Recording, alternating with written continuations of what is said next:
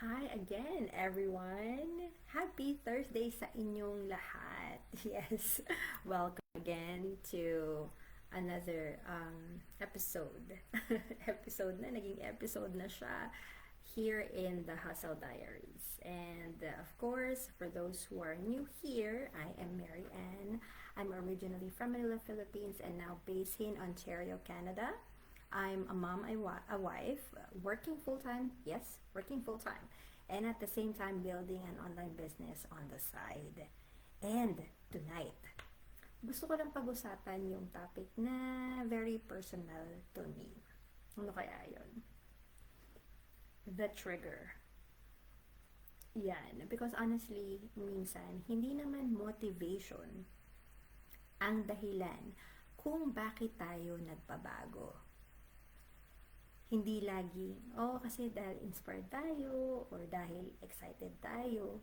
Sometimes, darating ka na lang talaga sa point na mapapasabi ka na lang, parang kailangan may bago. Yun. And for me, hindi siya isang dramatic moment. Yun yung mga small things na slowly nagbi-build up over time. Yun yung same routine everyday, right? Same cycle, same schedule. And habang tumatagal, I started asking myself, ganito na lang ba forever? Or what if I want more flexibility someday, Or what if I want to build something for myself as well, right? And yun yung realization na naging trigger. Not because life was bad, no, of course. And not because I wasn't grateful. I am. Pero deep inside, I knew I wanted growth. Alam ko there's something more, right? I wanted to learn new things. Yun. Challenge myself. Or create or look for more options for my family and the future. And honestly, I think many of us experience that quietly, diba? Yung tipong, okay naman lahat on the outside, pero inside, you want something more.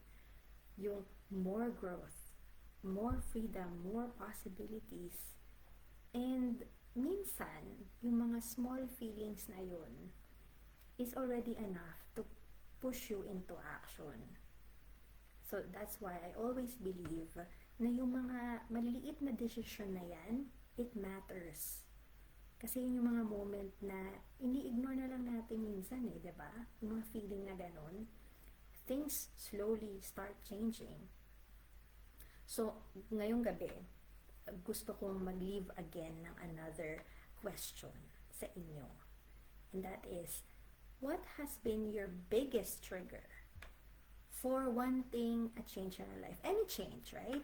Maybe oras, kulang sa oras, or yung family, yun yung biggest why nyo, or gusto nyo lang personal growth, yan. Or maybe yun lang yung gusto lang, you want more, parang ganun. Share it below if you're comfortable, right? Or message me, right? And again, this is my message for you tonight. And thank you so much for spending a few minutes with me here in the Hustle Diaries. Thank you again and have a nice day. Bye!